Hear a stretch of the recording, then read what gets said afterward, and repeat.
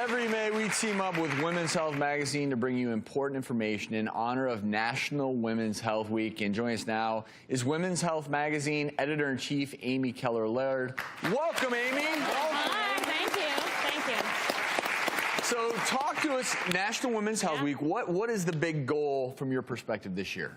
There are different pillars to it, but one that we really embrace at Women's Health is mental health, because, you know, if you're not mentally sound, you can't even take care of the rest of your body. So we're really honing into that and making sure it's something you can't see. So it's also something that people don't even think about that much. But it's something personal to you? Personal to me, yeah. You know, last year we did a big story about busting the stigma around mental health issues, and I talked about my own diagnosis with OCD, and it became a thing that our readers really responded to. I think the fact that we put ourselves into it personally and talked about it from that perspective.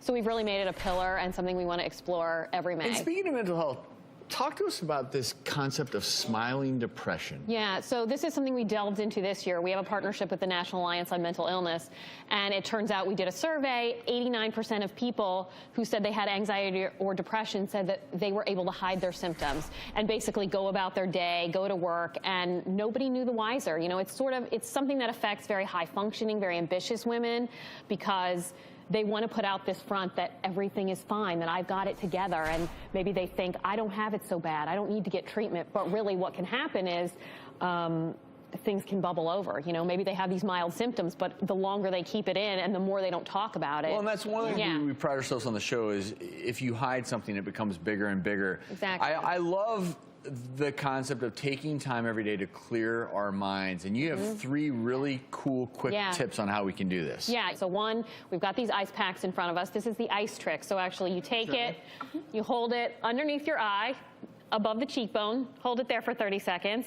So we all look silly, but really, you know, what will happen is if we held it here for 30 seconds, it's sort of uncomfortable, so it takes you out of your thoughts, but it also triggers a reflex. Well, and the real physiology to support that. There are all those sensory nerves, cranial nerves we have on the face, that if you stimulate one area, it may actually have an overall effect not only on your exterior, but your mental status as well. Exactly. So ice pack under the eyes. What's the second tip?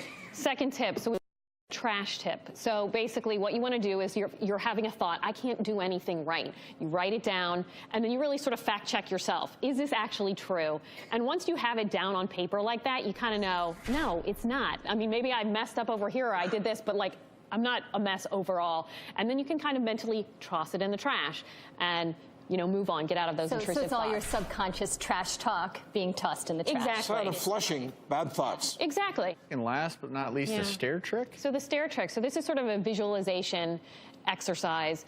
Close your eyes, few deep breaths. Imagine yourself walking down a spiral staircase.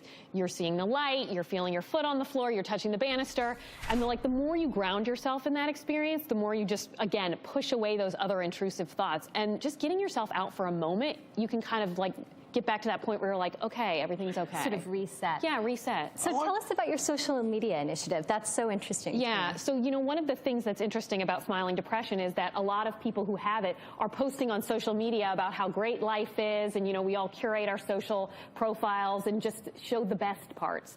But so our initiative is #HowIReallyFelt, where we've asked women to go back to some of these pictures that they've posted. You know, I was at a party, I was having a great time, and really come back and post how they were really feeling. And we have some really compelling ones in the magazine where people were at parties, or they were, you know, I'm out on Lake Michigan, but really inside they were not feeling great. And it's just part of, again, talking about it, getting it out in the open, and that helps bust the stigma and makes people realize, I can talk about this, and this is something that's important. And these things that we're talking about, you can check them out in Women's Health Magazine, and for more ways to better your health, you can head over to womenshealthmag.com and thedoctorstv.com for exclusive web videos from us. We'll be there. In the meantime, let's see what's coming up.